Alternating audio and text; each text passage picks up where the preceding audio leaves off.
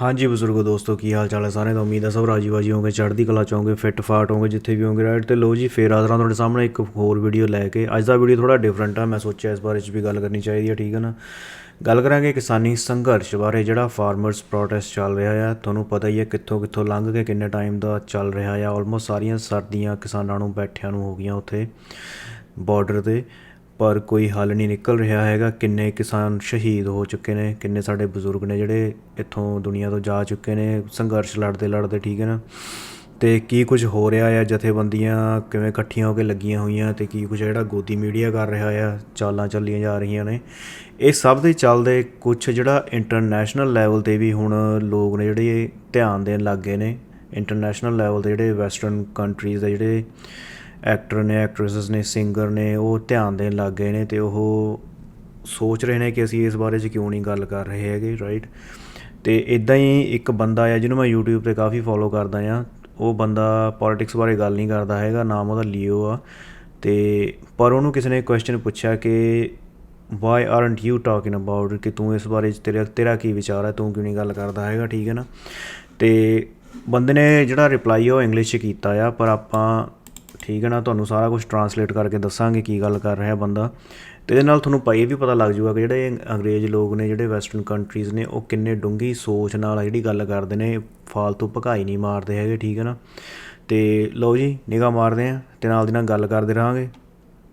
A lot of people ask me to talk about this next one, and it's a super sensitive subject, man. Like, I understand you want me to comment on it. I know I kind of covered it loosely in the past. Rihanna tweeting about it actually enlightened me to the level of sensitivity. ਸੋ ਇੱਥੇ ਬਾਈ ਗੱਲ ਕਰ ਰਿਹਾ, ਕਹਿੰਦਾ ਕਈ ਲੋਕਾਂ ਨੇ ਮੈਨੂੰ ਕਿਹਾ ਆ, ਪੁੱਛਦੇ ਰਹਿੰਦੇ ਆ ਕਿ ਯਾਰ ਤੂੰ ਇਸ ਬਾਰੇ 'ਚ ਗੱਲ ਕਿਉਂ ਨਹੀਂ ਕਰਦਾ।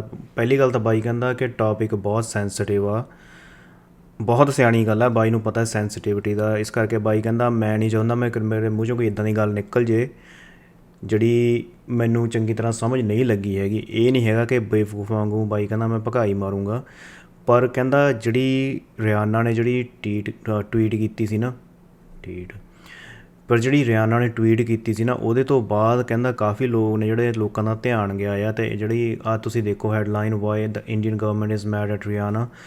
ਅਤੇ ਕਿਉਂਕਿ ਜਿਹੜੀ ਇਹਨੇ ਟਵੀਟ ਕੀਤੀ ਸੀ ਨਾ, ਉਹਦੇ ਵਿੱਚ ਇਹਨੇ ਕਿਹਾ ਸੀਗਾ ਕਿ why are not we talking about this, ਕਹਿੰਦਾ ਅਸੀਂ ਇਸ ਬਾਰੇ 'ਚ ਗੱਲ ਕਿਉਂ ਨਹੀਂ ਕਰ ਰਹੇ, ਠੀਕ ਹੈ ਨਾ, ਬਹੁਤ ਸੈਂਸਿਟਿਵ ਟੋਪਿਕ ਆ। ਅਤੇ ਉਹਦੇ ਬਾਰੇ 'ਚ ਬਾਈ ਗੱਲ ਕਰ ਰਿਹਾ ਆ। ਅਤੇ ਲਓ ਜੀ ਨਿਗਾਹ ਮਾਰਦੇ ਅੱਗੇ ਵੀ। Around it, I'm talking about the current protests in India, farmer protests. People dispute. There's a dispute if they're even farmers. I am not involved in a dispute. You know how they say an individual close to the matter? I am not an individual close to the matter.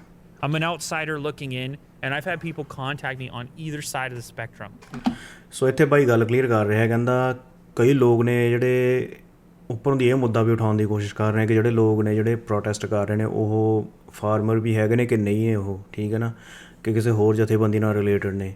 ਬਾਈ ਕਹਿੰਦਾ ਮੈਂ ਇਸ ਗੱਲ ਨੂੰ ਨੇੜਿਓਂ ਨਹੀਂ ਜਾਣਦਾ ਹੈਗਾ। I don't know this issue closely. ਮੈਂ ਤਾਂ ਇੱਕ ਦੂਰ ਤੋਂ ਬਹਿ ਕੇ ਜੋ ਮੈਨੂੰ ਪਤਾ ਲੱਗ ਰਿਹਾ ਮੈਂ ਉਹਦੇ 'ਤੇ ਕਮੈਂਟ ਕਰ ਰਿਹਾ ਹਾਂ, ਠੀਕ ਹੈ ਨਾ। ਬਾਈ ਬੜਾ ਕੇਅਰਫੁਲ ਹੋ ਕੇ ਗੱਲ ਕਰ ਰਿਹਾ ਆ। There is this political change taking place, a policy change that has been proposed, which it's become a right-wing, left-wing kind of conversation. ਹੁਣ ਆਹ ਦੇਖੋ ਬਾਈ ਨੇ ਗੱਲ ਕੀਤੀ ਹੈ, ਕਹਿੰਦਾ ਇਹ ਖੱਬੇ ਪੱਖੀ ਸੱਜੇ ਪੱਖੀ ਇੱਕ ਤਰ੍ਹਾਂ ਦੀ ਲੜਾਈ ਹੋ ਚੁੱਕੀ ਹੈ। ਇਹ ਖੱਬੇ ਪੱਖੀ ਨੇ ਜਿਹੜੇ ਸਮਾਜਵਾਦੀ ਪਾਰਟੀਆਂ ਨੇ, ਜਿਹੜੇ ਕਿਸਾਨੀ ਜਥੇਬੰਦੀਆਂ ਨੇ, ਅਤੇ ਜਿਹੜੀ ਸਰਕਾਰ ਹੈ ਕਹਿੰਦਾ ਉਹਦੇ ਵਿੱਚ ਲੜਾਈ ਹੈ ਇਹ।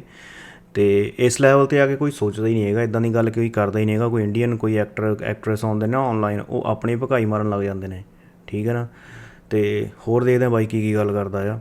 So the policy change being proposed is an opening up of the marketplace for agriculture, for farming in India.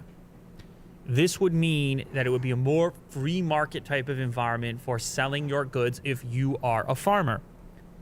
Now, the current system in place is much different than that, where you actually have guarantees, where the government essentially guarantees a certain price for your crops, for your yield, which for some people gives a greater sense of security. Now, this is not, many nations have different types of agreements with their farmers that are similar to that.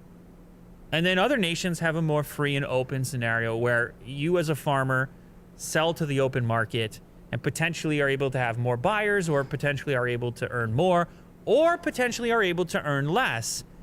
It's hard to know because the application here hasn't happened at scale, particularly amongst these particular communities. But when you have a protest, you obviously have a disagreement. And so that disagreement has been has polarized the communities there. ਸੋ ਇੱਥੇ ਬਾਈ ਗੱਲ ਕਰ ਰਿਹਾ ਕਿ ਕੀ change ਆਇਆ ਜਿਹੜਾ farming ਦੇ ਵਿੱਚ, ਕਿੱਦਾਂ ਜਿਹੜੇ ਇਹ ਪ੍ਰਾਈਵੇਟਾਈਜੇਸ਼ਨ ਦੀ ਗੱਲ ਕਰ ਰਹੇ ਨੇ ਖੇਤੀਬਾੜੀ ਦਾ, ਕਿੱਦਾਂ ਪ੍ਰਾਈਵੇਟ ਕੰਪਨੀਆਂ ਨੂੰ ਦੇਣ ਦੀ ਗੱਲ ਕਰ ਰਹੇ ਨੇ। ਬਾਈ ਕਹਿੰਦਾ ਕਈ ਜਗ੍ਹਾ 'ਤੇ ਕਈ ਕੰਟਰੀਜ਼ ਦੇ ਵਿੱਚ ਇਹ ਸਿਸਟਮ ਚੱਲਦਾ ਵੀ ਆ, ਕਈ ਜਗ੍ਹਾ 'ਤੇ ਨਹੀਂ ਚੱਲਦਾ ਹੈਗਾ। ਸੋ ਇਹ ਡਿਪੈਂਡ ਕਰਦਾ ਹੈ ਕਿ ਕਿਸ ਤਰ੍ਹਾਂ ਦੀ ਕੰਟਰੀ ਆ, ਠੀਕ ਹੈ ਨਾ। ਪਰ ਇਹ ਕਹਿੰਦਾ ਡਿਪੈਂਡ ਕਰਦਾ ਆ ਜੋ ਕਿ ਬੰਦਾ ਜਿਹੜਾ ਪ੍ਰੋਡਕਟ ਹੈ ਉਹ ਜਿਹੜਾ ਪ੍ਰੋਡਿਊਸ ਕਰ ਰਿਹਾ ਆ ਉਹ ਕਿੱਥੇ ਵੇਚਣਾ ਚਾਹੁੰਦਾ, ਠੀਕ ਹੈ ਨਾ। ਇਹ ਉਹਦੇ 'ਤੇ ਵੀ ਡਿਪੈਂਡ ਕਰਦਾ ਆ। ਪਰ ਕਹਿੰਦਾ ਜੇ ਕੋਈ ਕਿਸਾਨ ਜਾ ਕੇ ਉੱਥੇ ਬੈਠੇ ਆ ਤਾਂ ਓਬਵੀਅਸਲੀ ਕੋਈ ਕਨਫਲਿਕਟ ਹੈ, ਕੋਈ ਜਿਹੜੀ ਗੱਲ ਉਹਦੇ 'ਤੇ ਦੋਨੋਂ ਪਾਰਟੀਆਂ ਅਗਰੀ ਨਹੀਂ ਕਰ ਰਹੀਆਂ, ਠੀਕ ਹੈ ਨਾ। ਅਤੇ ਅੱਗੇ ਸੁਣਦੇ ਹਾਂ। On one side of the spectrum, you have the right wing of the area suggesting that this will be better for business, that farmers can earn more money by increasing their potential customers and having a more sort of fluid marketplace. Then the protesters, and I presume the left wing point of view, is that it's not going to get better. And what's going to happen here is that mega corporations, you know, guys like the Reliance guy who's now gotten involved in supermarkets and food, and even potentially foreign players who are interested, although that seems to be a sensitive subject for Modi and their particular political stance in general.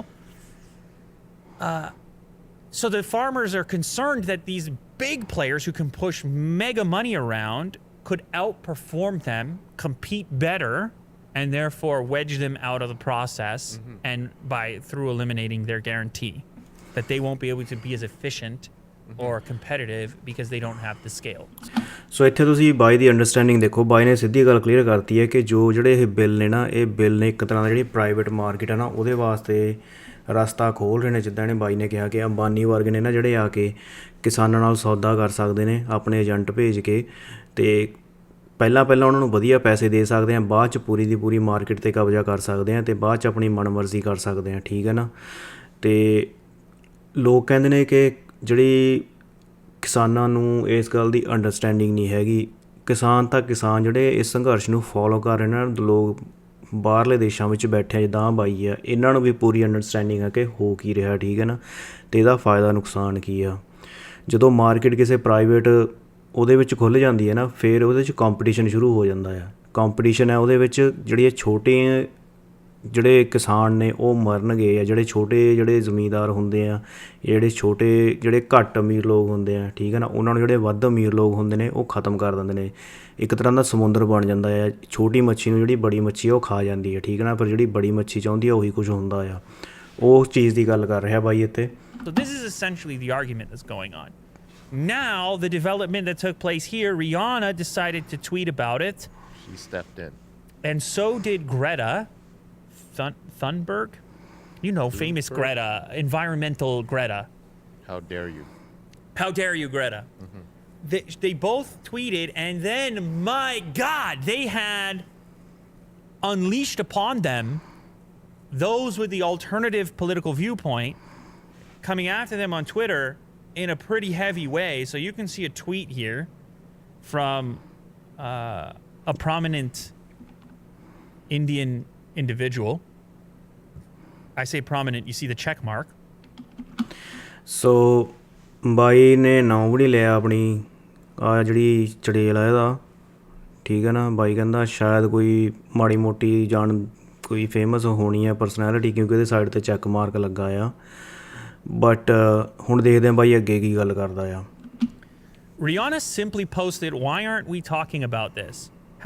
#farmers protest." That was ਸੋ ਇੱਥੇ ਜਿਹੜੀਆਂ western countries ਨੇ ਨਾ ਉਹਦੇ ਵਿੱਚ ਜਦੋਂ ਕੋਈ ਇੱਦਾਂ ਦਾ ਕੋਈ ਆਰਟਿਸਟ ਇੱਦਾਂ ਦੀ ਕੋਈ ਪੋਸਟ ਕਰਦਾ ਨਾ, ਉਹ ਇੱਕ ਸੀਰੀਅਸ ਨੋਟ 'ਤੇ ਕਰਦਾ ਕਿ why aren't we talking about this, ਅਸੀਂ ਇਸ ਬਾਰੇ 'ਚ ਗੱਲ ਕਿਉਂ ਨਹੀਂ ਕਰ ਰਹੇ। ਉਹ ਆਪਣੇ ਫਰੈਂਡਸ ਨੂੰ ਪੁੱਛ ਰਿਹਾ ਆ ਜਾਂ ਜਿਹੜੇ ਉਹਦੇ ਆਪਣੇ ਇਨਫਲੂਐਂਸਰ ਨੇ ਕਿ ਅਸੀਂ ਇਸ ਬਾਰੇ 'ਚ ਕਿਉਂ ਨਹੀਂ ਗੱਲ ਕਰ ਰਹੇ, ਬਹੁਤ ਵੱਡਾ ਇਸ਼ੂ ਆ, ਨੈਸ਼ਨਲ ਲੈਵਲ 'ਤੇ ਇੰਡੀਆ ਦੇ ਵਿੱਚ ਚੱਲ ਰਿਹਾ ਆ, ਸਾਰੇ ਦੇ ਸਾਰੇ ਕਿਸਾਨ ਨੇ, then why aren't we talking about it, right, ਅਸੀਂ ਇਸ ਬਾਰੇ 'ਚ ਕਿਉਂ ਨਹੀਂ ਸੋਚ ਰਹੇ। ਅਤੇ ਅੱਗੇ ਦੇਖਦੇ ਹਾਂ। A tweet with a link to the CNN article. Here's the reply. No one is talking about it because they are not farmers. They are terrorists who are trying to divide India so that China can take over our vulnerable, broken nation and make it a Chinese colony, much like USA. Damn. Sit down, you fool. We are not selling our nation like you dummies. Oh my God. ਇੱਕ stupid ਜਿਹੀ, ਇੱਕ ਬੇਵਕੂਫ ਜਨਾਨੀ first world country ਨੂੰ ਇੱਦਾਂ ਬੋਲ ਰਹੀ ਹੈ ਕਿ ਹਾਂਜੀ ਚਾਈਨਾ ਨੇ ਜਿਹੜਾ US ਹੈ ਖਰੀਦ ਲਿਆ ਹੈ, ਆਪਣੀ ਇੱਕ ਛੋਟਾ ਜਿਹਾ ਆਪਣੀ ਇੱਕ ਕਲੋਨੀ ਬਣਾ ਲਈ ਹੈ। ਸੋਚ ਦੇਖੋ ਹੁਣ ਤੁਸੀਂ ਆਪ ਹੀ ਦੇਖ ਲਓ ਕਿੰਨੀ ਕੁ ਰੈਸ਼ਨਲ ਹੋ ਕੇ, ਕਿੰਨੀ ਕੁ ਤਰਕ ਨਾਲ ਗੱਲ ਕਰਦੀ ਆ, ਠੀਕ ਹੈ ਨਾ, ਤੁਹਾਡੇ ਸਾਹਮਣੇ ਹੀ ਆ। Read that and I was like, wow, heavy, weirdly heavy for social media. Like, I don't know. It's the first part of it is kind of one thing, but then the sit down, you fool part of it, it gets really personal and attacking. And I actually think Twitter threatened this user because I clicked on her account and it appears that she was tweeting really recently about potentially being frozen or suspended. She has 3 million followers. I think I don't know if she's an actress or, I mean, this is something we should probably know. Here we go. China Puppet Twitter is threatening to suspend my account even though I did not violate any rules. So her suggestion here is just like Chinese TikTok, you will be banned as well. So her position here against Twitter as well, very patriotic, again, right-wing, supportive viewpoint. But this happens, I just want to say, this is every nation, right? This is every nation, alternative viewpoints and the struggle in the middle of finding a compromise and something that works for all parties. And oftentimes, you know, things with the aggravation and the anger, and certainly if there's violence and things like this, it can create even more distance and even greater gap between the two groups who ultimately do need to figure out a way to work together. ਸੋ ਇੱਥੇ ਬਾਈ ਨੇ ਕਿਹਾ ਕਿ ਇੱਦਾਂ ਦੇ stupid ਲੋਕਾਂ ਕਰਕੇ, ਇੱਦਾਂ ਦੇ ਸਟੂਪਿਡ ਬੇਵਕੂਫ ਲੋਕਾਂ ਕਰਕੇ ਕਿਸੇ ਮਸਲੇ ਦਾ ਜੇ ਕੋਈ ਹੱਲ ਨਿਕਲਣਾ ਵੀ ਹੁੰਦਾ ਨਾ ਤਾਂ ਨਹੀਂ ਨਿਕਲਦਾ ਹੈਗਾ, ਕਿਉਂਕਿ ਇੱਦਾਂ ਦੇ ਲੋਕ ਨੇ ਜਿਹੜੇ ਆਪਣੀ ਭਕਾਈ ਮਾਰਦੇ ਰਹਿੰਦੇ ਨੇ, ਅਤੇ ਜਿਹੜੇ ਕਿਸਾਨ ਅਤੇ ਜਿਹੜੀ ਸਰਕਾਰ ਹੈ ਉਹਨਾਂ ਨੂੰ ਇਕੱਠੇ ਬਹਿ ਕੇ ਕਿਸੇ ਕੋਈ ਹੱਲ ਕੱਢਣ ਤੋਂ ਦੂਰ ਕਰ ਦਿੰਦੇ ਆ। ਕੋਈ ਇੱਦਾਂ ਦੀ ਬਕਵਾਸ ਕਰਦਾ ਨਾ ਤਾਂ ਉਹ ਜਿਹੜਾ ਟਾਈਮ ਆ ਉਹ ਹੋਰ ਡਿਲੇ ਹੋ ਜਾਂਦਾ ਆ, ਠੀਕ ਹੈ ਨਾ। ਜਦੋਂ ਭੇਦਭਾਵ ਕਿਸੇ ਚੀਜ਼ 'ਚ ਵੱਧ ਜਾਂਦਾ ਨਾ, ਫਿਰ ਗੱਲ ਕਰਨ ਦੇ ਚਾਂਸ ਵੀ ਘੱਟ ਜਾਂਦੇ ਆ, ਠੀਕ ਹੈ ਨਾ, ਗੱਲ ਕਰਨ ਦੇ ਚਾਂਸ ਉਨੇ ਹੀ ਘੱਟ ਜਾਂਦੇ ਆ। ਸੋ ਉਸ ਦੀ ਗੱਲ ਬਾਈ ਇਹ ਕਰ ਰਿਹਾ ਹੈ, ਕਹਿੰਦਾ ਕਿ ਇਹ ਜਿਹੜੀ ਜਨਾਨੀ ਆ ਇਹ 3 'ਚ ਨਾ 13 'ਚ, ਇਹਨੂੰ ਪਤਾ ਵੀ ਨਹੀਂ ਹੈਗਾ ਕਿ ਜਿਹੜੀ ਰਿਆਨਾ ਹੈ ਕਿੱਡੀ ਵੱਡੀ ਆਰਟਿਸਟ ਆ, ਬਟ ਉਹ ਇੱਦਾਂ ਗੱਲ ਕਰਦੀ ਹੈ ਜਿੱਦਾਂ ਆਪਾਂ ਨਿੱਕੇ ਜਿਹੇ ਜਵਾਕ ਨਾਲ ਗੱਲ ਕਰਦੇ ਹੁੰਦੇ ਆ, ਠੀਕ ਹੈ ਨਾ। ਇਹਦੇ ਨਾਲ ਕੋਈ ਮਸਲਾ ਨਹੀਂ ਹੱਲ ਹੋਣਾ ਇਹਦੇ ਇੱਦਾਂ ਬੋਲਣ ਨਾਲ। ਟਵਿੱਟਰ ਨੇ ਇਹਨੂੰ ਵਾਰਨਿੰਗ ਦੇ ਦਿੱਤੀ ਹੈ, ਠੀਕ ਹੈ ਨਾ, ਲੋਕਾਂ ਨੇ ਇਹਨੂੰ ਸਲੈਮ ਕੀਤਾ ਆ, ਸਿਰਫ ਇਹ ਸਰਕਾਰ ਦੇ ਚੁੱਪੇ ਮਾਰਨ ਲੱਗੀ ਹੋਈ ਆ। In the end, it can put a huge delay on it, and it can apply so much more severity to something. I mean, this is how pain works. You know, you get slapped in the face, all of a sudden you're slapping back. You know, I see my 2 kids scuffling, and when one escalates the situation, the other one escalates the situation. And it, at a certain point, you can't even remember who was right and wrong because all this blood's been spilled. So ਹੁਣ ਇੱਥੇ ਬਾਈ ਨੇ ਆਪਣੇ 2 ਜਵਾਕਾਂ ਦੀ ਕਹਿੰਦਾ example ਦਿੱਤੀ ਹੈ, ਕਹਿੰਦਾ ਜਦੋਂ ਕੋਈ ਮੇਰਾ ਬੜਾ ਮੁੰਡਾ ਕੋਈ ਗੱਲ ਕਰਦਾ ਆ, ਛੋਟਾ ਮੁੰਡਾ ਉਹਨੂੰ ਕੁਝ ਮਾਰਦਾ ਆ, ਫਿਰ ਬੜਾ ਮੁੰਡਾ ਗੁੱਸੇ ਜਾ ਕੇ ਉਹਨੂੰ ਕੁਝ ਮਾਰਦਾ ਆ, ਕਹਿੰਦਾ ਕੁਛ ਟਾਈਮ ਬਾਅਦ ਨਾ ਜਦੋਂ ਬੈਕ ਐਂਡ ਫੋਰਥ ਇੱਦਾਂ ਇੱਕ ਦੂਜੇ 'ਤੇ ਇਲਜ਼ਾਮ ਲਾਉਣੇ ਸ਼ੁਰੂ ਹੋ ਜਾਂਦੇ ਆ, ਕੁਛ ਟਾਈਮ ਬਾਅਦ ਹੱਲ ਤਾਂ ਕੀ ਨਿਕਲਣਾ ਆ ਇਹ ਵੀ ਨਹੀਂ ਪਤਾ ਲੱਗਦਾ, ਗਲਤ ਕੌਣ ਆ ਸਹੀ ਕੌਣ ਆ, ਠੀਕ ਹੈ ਨਾ।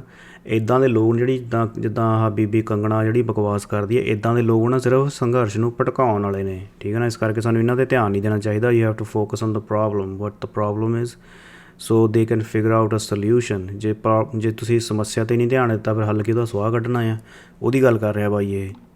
I would just say, because people ask me to speak on a topic, is I hope compromise can be found. Not that it goes strictly and harshly one way or strictly and harshly the other. And I think that's just kind of my point of view in general when it comes to politics. There's a reason, no matter where you go, there's these alternate viewpoints.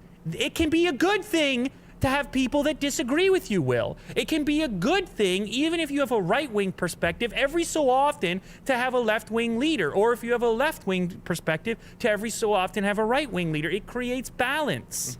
That sometimes these agendas take precedent, and then other times those. And sometimes it's the economy, and then other times it's that. And if you adopt that mindset, if you're willing to give it a shot, and if more people are willing to give it a shot, then presumably there would be more overlap and a greater ability to at least imagine the alternative point of view.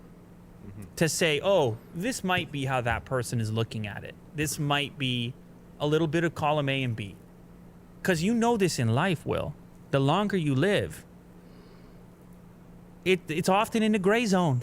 It's often a little bit of this and a little bit of that. It's very rarely black and white. Yes.